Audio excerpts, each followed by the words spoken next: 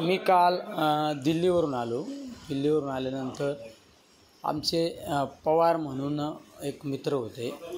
ते कुस्ती क्षेत्रामध्ये त्यांचं मोठं नाव होतं आणि त्यांचा कॅन्सर या आजाराने एक त्यांचा दुःखद निधन झालं आणि त्यांच्या कुटुंबियाला भेट देण्यासाठी मी त्या परिसरामध्ये गेलो.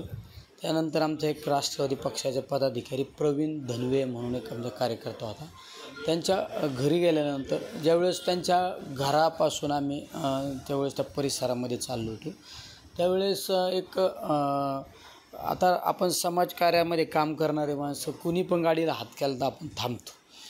त्या पद्धतीने मला त्या महाराजांनी हात केला. हात केल्यानंतर मी थांबलो. त्यांनी मला सांगितलं, नाही चहा प्यायला चला. चहा प्यायला आम्ही चहा प्यायलो. त्यांनी सत्कार पण केला. पण मला सन्माननीय व्यक्ती कोण, त्या व्यक्तीची पार्श्वभूमी काय ही मला कुठली माहिती नव्हती. मला आज सकाळी कळालं की आपण ज्यांना भेटलो ते अशा प्रवृत्तीची व्यक्ती होती. तसं ही गोष्ट म्हणजे एक ॲक्सिडेंटली गोष्ट घडलेली. जर मला ह्या गोष्टीची काही जाणीव असती तर मी त्या ठिकाणी गेलो नसतो. जरी ॲक्सिडेंटली ही चूकच म्हणायला पाहिजे.